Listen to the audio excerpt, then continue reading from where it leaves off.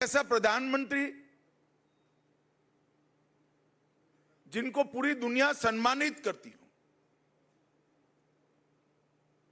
मगर भारत की राजनीति में कांग्रेस के नेता राहुल गांधी ने जिस प्रकार से घृणा और तिरस्कार की नकारात्मक राजनीति की शुरुआत की है, उसका निम्न स्तर का एक प्रदर्शन उनकी घुसपैठिया बचाओ यात्रा में देखने को मिला। एक घुसपैठिया बचाओ यात्रा जो उन्होंने बिहार में निकाली है, उसमें राहुल गांधी के स्वागत के मंच पर से नरेंद्र मोदी जी की स्वर्गीय माता जी के लिए अपशब्द बोलकर सबसे घृणित काम कांग्रेस के नेताओं ने किया है। मैं आज इस मंच से राहुल जी ने जिस प्रकार से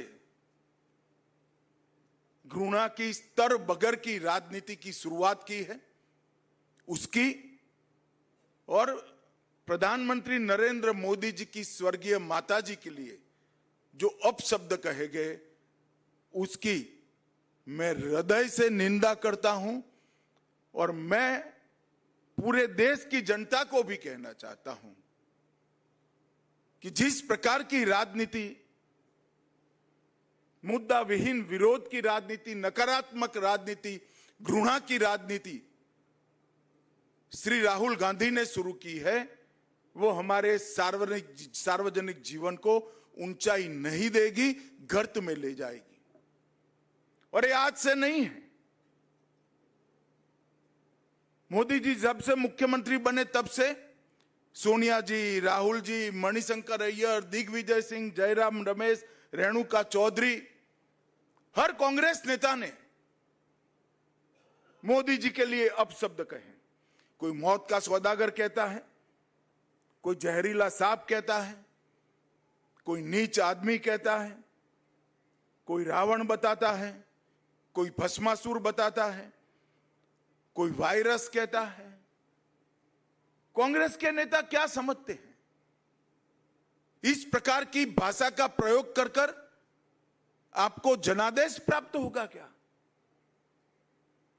मैं आज कांग्रेस के नेताओं को कहना चाहता हूं, जितनी ज्यादा गालियां मोदी जी को आप दोगे, कमल का फूल इतना ही बड़ा होकर खिलकर आसमान तक पहुंचेगा। और हर चुनाव में आपने प्रयास कर कर देखा है, फिर भी कुछ सीखना नहीं चाहते।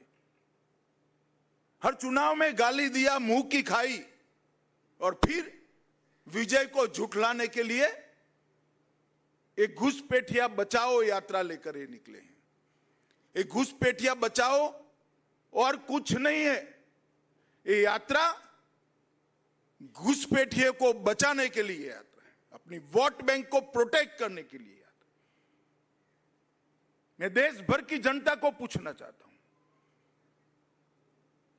कोई भी लोकतांत्रिक राष्ट्र, लोकतंत्र का आत्मा चुनाव होता है।